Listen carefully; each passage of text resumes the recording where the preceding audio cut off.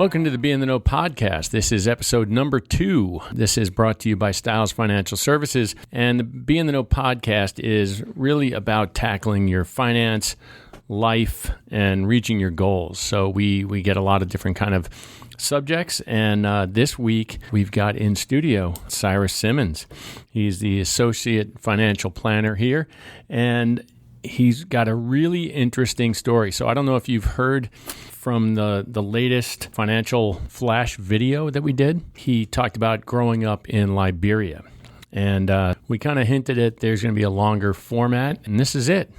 So buckle up. We're going to hear about Cyrus growing up and what Liberia is all about financially, tourist-wise, school, all sorts of different things. So welcome, Cyrus. This is awesome.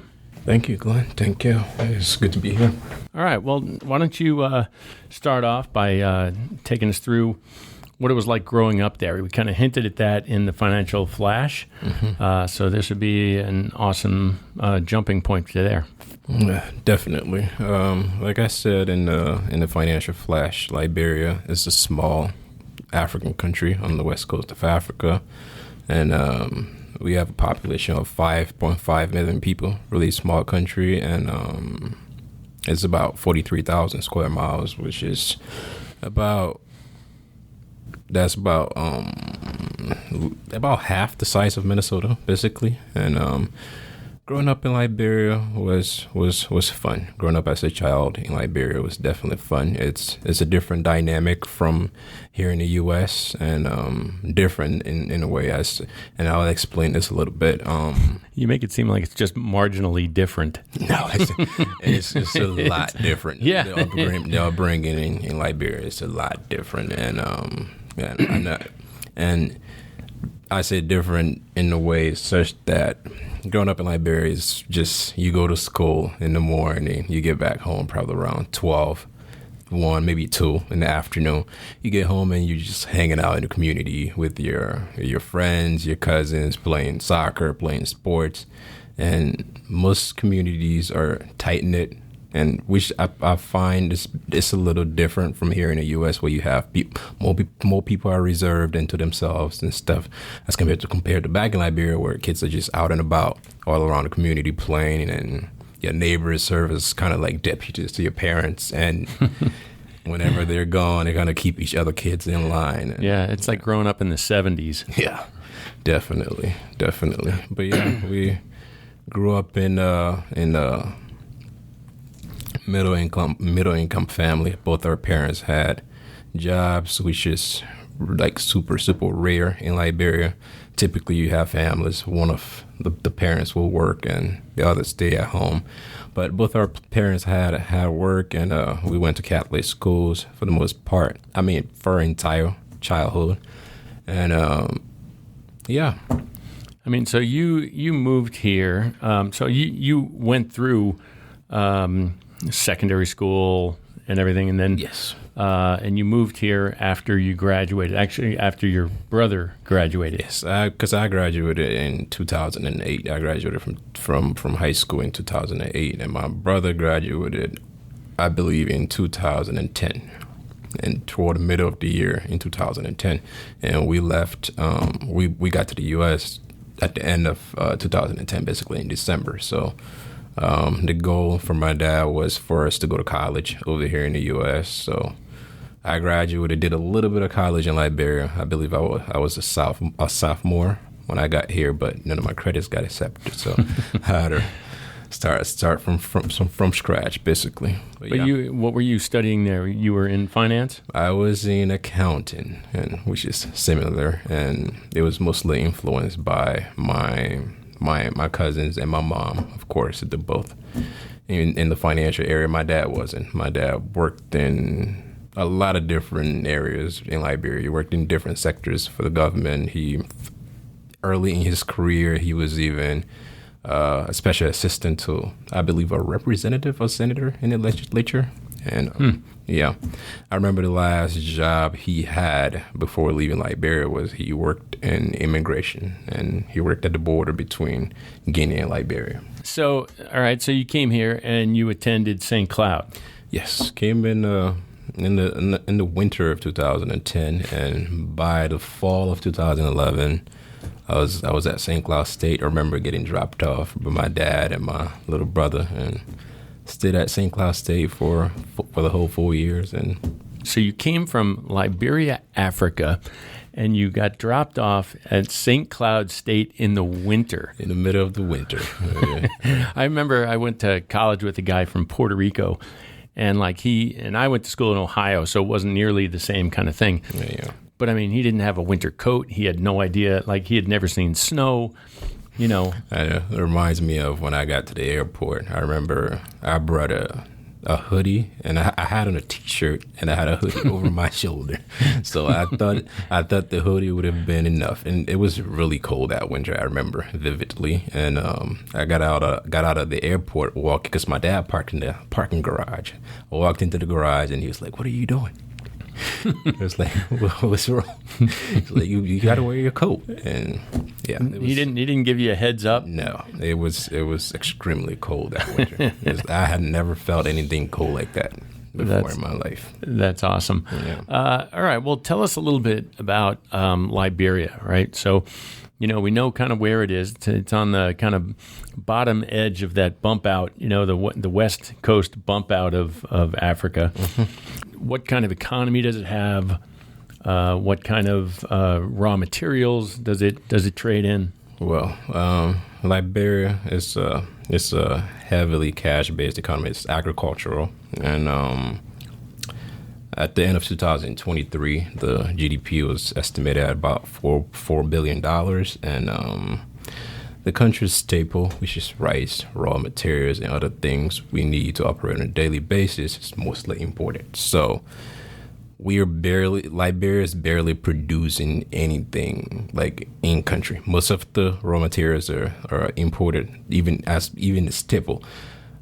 As high as 60% of rice that's consumed in the economy in Liberia is imported in the country. So as a result, you have other external factors that affect the supply chain, like the war in Ukraine, for example, and all these things will cause problems in the supply chain. There will be shortages and for as long as I've known myself, every few years there are shortages of rice, like the basic things people need in the country. There's shortages of it because of that fact that we import 60% of the staple, the national staple, which people consume daily, and most of our raw materials from cement. Cement right now is 100% produced in Liberia, of course, but for instance, I'm into the real estate area a little bit. For a long time, things like steel were 100% imported into Liberia, and that tends to put pressure on the prices and drive prices up. Sure. So yeah, that's as far as the exports and stuff. Now you mentioned it's very much cash based. Yes. Is the banking system different, or is it cash because people don't trust the banks? The banking system, I feel like they're still trying to find their identity and get people to trust the system, and it's largely underdeveloped. A good amount of the population still keeps their legal tender outside of the banking system, and like I said earlier, it's cash based.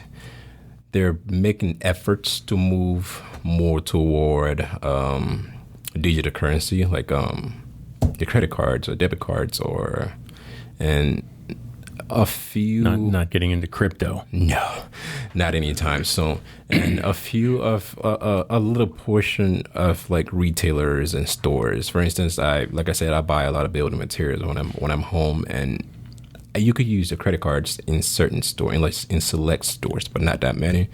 For the most part, all transactions are in cash, and there's been efforts to move the system more toward that digital currency. And what is being utilized is what I don't know if you've heard of this, but it's called mobile money.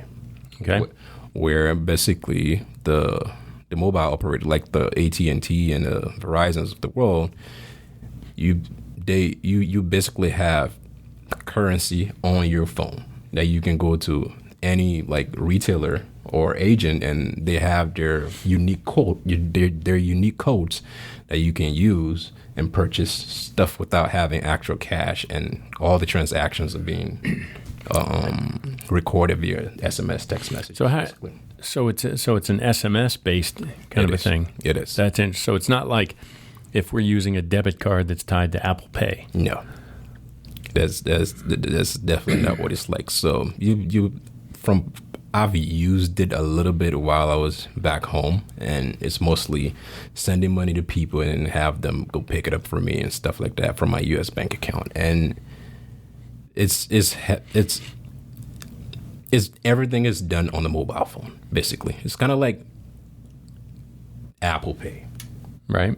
So you need to purchase something. The only difference is you utilize codes and stuff.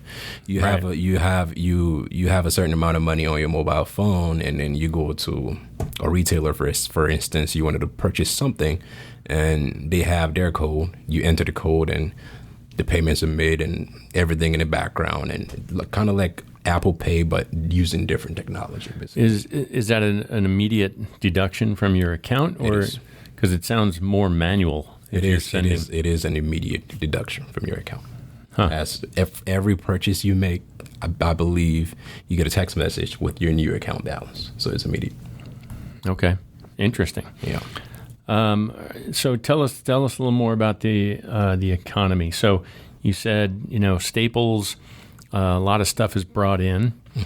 Do they have any kind of or maybe what we talk about is we started to talk about the banking a little bit, but what's everybody's attitude toward money and things like saving or investing or anything like that? What's the structure there? Well, for the most part, the people who work in the formal sector, there are a few avenues to be able to save for retirement and things like investing. As I mentioned, I don't know if I've mentioned this, but Liberia does not have a stock exchange.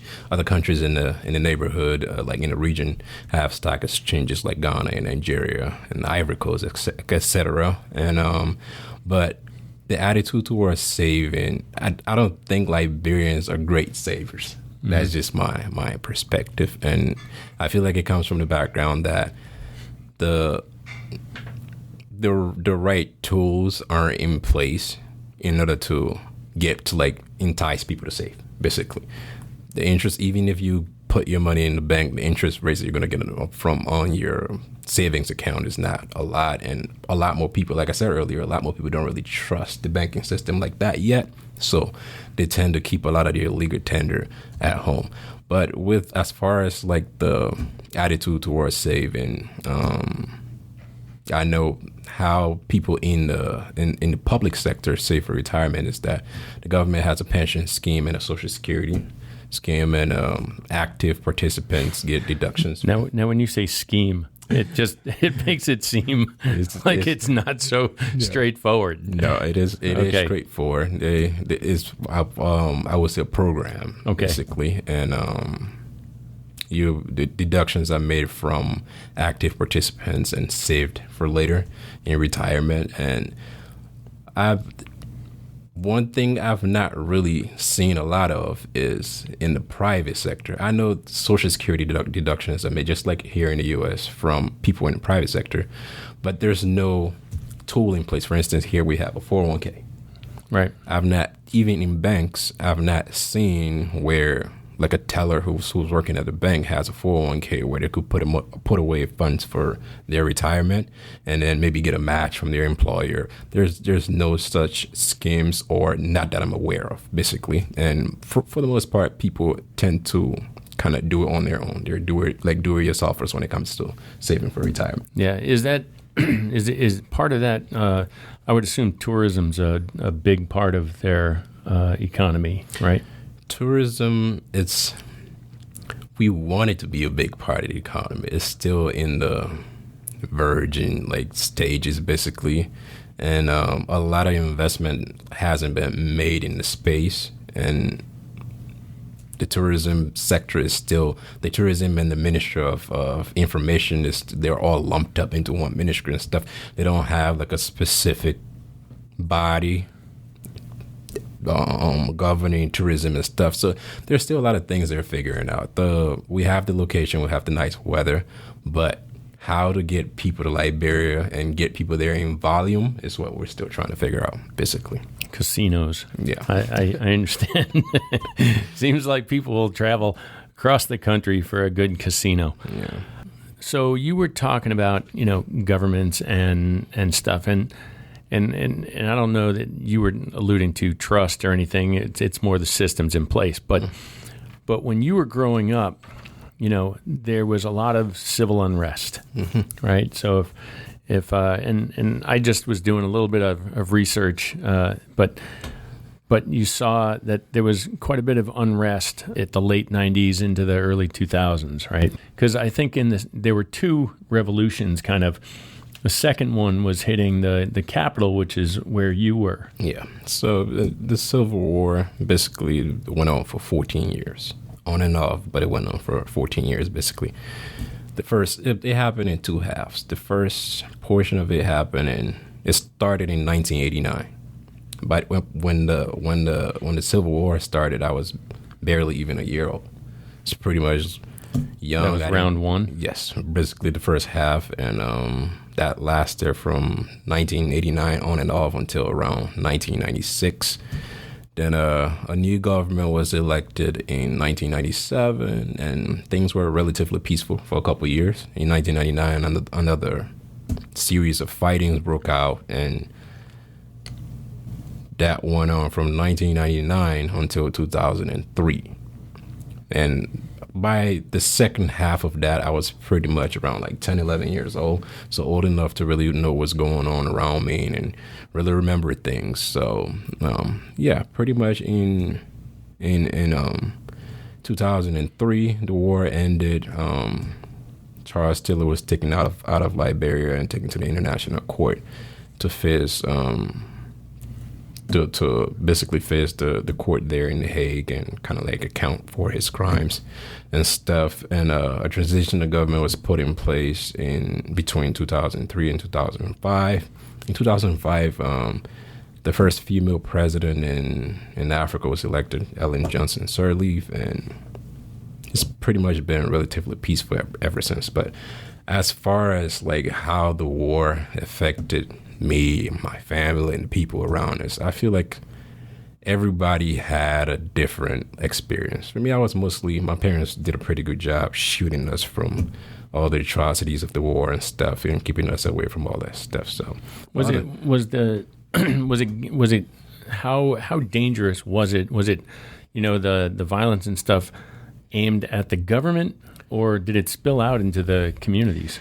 The violence pretty much spilled out all into the communities. It was initially aimed at the government, and then it just got prolonged, and people it became like a thing of like survival, looting people's homes and targeting people who were like enemies in peacetime and all that kind of stuff. So it kind of turned from like trying to overthrow the sitting government to other people using it as an avenue to target your enemies, and it became tribal, and it was bad. It was really bad. So for us, like I said earlier, we were shielded from the atrocities, but other people weren't so lucky. Some of our people our age became child soldiers, and for me, I feel like for the most part, and other kids I knew, and for the most part, we got affected mostly because of the delays in our education. For instance, I graduated from high school in 2008. I was supposed to graduate in 2006. Oh, wow. Yes. Other kids were delayed like 4 or 5 years, and they graduated like from high school well into their 20s. So for me, that's kind of how that affected me. But you go to Liberia right now, and there are still like evidence of the wars. Kids who were taken in as child soldiers and stuff, they're still suffering from drug abuses and and trauma and stuff. So there's still evidence of it, like all around the country as a whole is battling with that epidemic. Yeah. And, maybe a tip of the hat to Women's History Month, the fact that they got a female president in there and settled the whole thing out. Yes. That should say something. Definitely. It's amazing. I've seen some of the pictures you have and the beautiful beaches and everything else. I hope that they get their tourism up, because it's such a splendor to see all that and have that, those resources at your fingertips there. Yeah, Liberia definitely has a lot of untapped potential in the tourism sector. There's a lot of beaches that hasn't even been touched. You go, like in the capital, you see multiple beaches all around the place and stuff. But as you go out, like outside of the city, there are beaches you see, you think you're not even in Africa, and some, like, you go to faraway places that can't even be, you don't have roads going there, to like the remote places, and the beaches, you see pictures of them, you wouldn't even know you're in Africa. So it's a lot of untapped potential. I think the government has to do their part and kind of like create the enabling environment for investors to come in and kind of invest in the sector. Yeah. I would just like to say, Michigan have you ever been to the Michigan beaches? I've never been. I've driven through Michigan, I believe. I guess it's the west or the east side of Lake Michigan, mm-hmm. Sleeping Bear Dunes and all this. Like, it is pure white, fine sand beaches, and the water is like, it looks like Caribbean. It's like that blue. As an East Coast kid, I actually never knew water was blue until I was older, because in toward the city, I grew up in Long Island. In toward the city, the water was like green and murky, and you go, well, that's water, you know. Up until that, because I've visited a few Caribbean countries, islands and stuff, and seeing like blue waters and stuff. It was because Liberia is like the capital, is where most of the development is, and then now that I go back and I have a little bit of resources to be able to travel around and stuff, you go to places like Robertsport, you see exactly what you just described, like white sand, blue waters. And you go to Maryland, but those places you have to take a small plane ride there. Right. Not most people can afford a. Yeah, that's how it was when I went out to Montauk, which is the very tip of Long Island, and all of a sudden you're like, wait, there's blue water out here. Why didn't that? What's in the water? That it's turning it brown, and you don't want to really know. Yeah, because it's everything from the city. Definitely. You also have a fiance back there. Yes, I do, and we've been knowing each other since we were like kids. We went to the same high school for a long time, and even after I left Liberia, we've been friends. And in, I believe, December of 21, I went home and we kind of linked up, and she was single at the time, I was, and we just kind of kept in touch and traveled together a little bit. And in the summer of last year, we went down there to Cape Town and popped the question, and yeah. Nice. Sitting here, I'm engaged and waiting her arrival, and we'll go from there. Yeah, that's exciting. And what does she do? She's an accountant. She went to school at the University of Liberia. I believe she has a master's degree. I believe she got both her bachelor's and master's at the University of Liberia. The bachelor was in accounting. I forget what the master's was in, but she's an accountant, and she started off in the audit field basically, and she kind of transitioned over. She works as an accountant for a conglomerate in Liberia. They produce different things. They're diversified. They're more diversified. They kind of like, they're into like mineral water, they're into cars and different things, and she works for them as an accountant, basically. Wow, that's awesome. Yeah. A lot of numbers coming from that household. Definitely. You probably have a couple more accountants coming out of that household for sure in the future. Any last kind of thoughts about this? We were maybe talking about capitalism, or I think you had talked a little bit about the retirement plan being like, maybe start a business or something, and that's kind of the thought of a retirement plan. Yeah. Is there any other kind of thoughts on?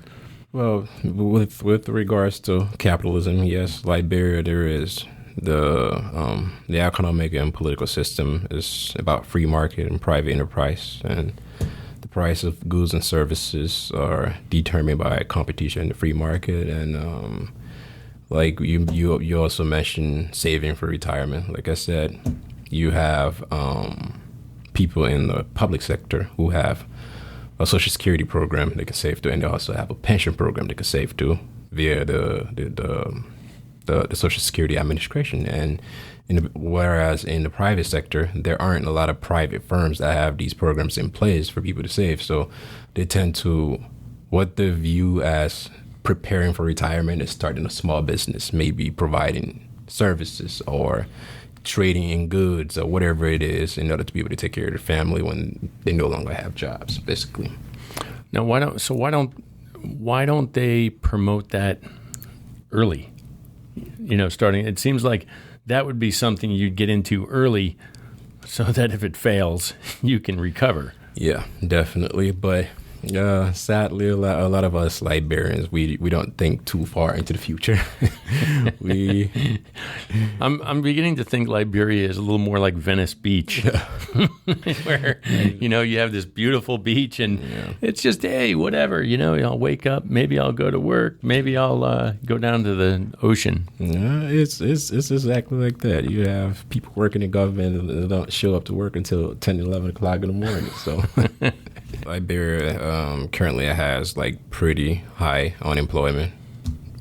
More than 50% of the population are unemployed, and even those that are employed are mostly employed by the government. Around 70,000 plus employees employed in the government, and the government's payroll alone consumes 60% of the national budget. And leaving the other 40% for recurring expenses. They don't really have enough to even like invest in other things like infrastructure and social services. So everything like development just like creeping slowly and moving along slowly. So, are there any kind of incentive programs for bringing businesses in?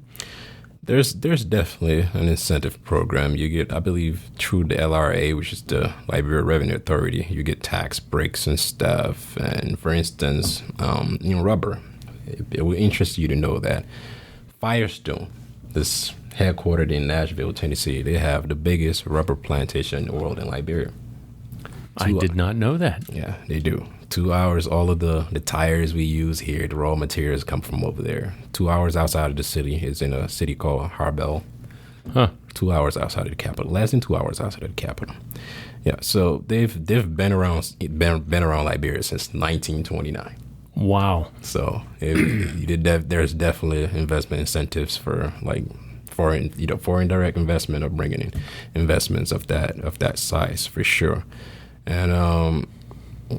And even with Firestone Liberia, what I believe, because for the most part, like I said, they've been exporting the raw materials, rubber, to get it to the U.S. and manufacture tires and stuff. And the government of Liberia is kind of moving toward a more value add like model these days, and they're kind of encouraging like all these rubber producers like Firestone and stuff to kind of create a value add. For instance, like refine the rubber a little bit before getting it out of Liberia, and so that would create more jobs and stuff in the economy. Yeah, basically. And but like I was saying about just parting words, government being the biggest employer in the country is a problem in itself. The private sector is non-existent. It's basically most of the private sector is in the informal sector. You have people selling like table markets in the street, or doing transportation like on motorbikes, or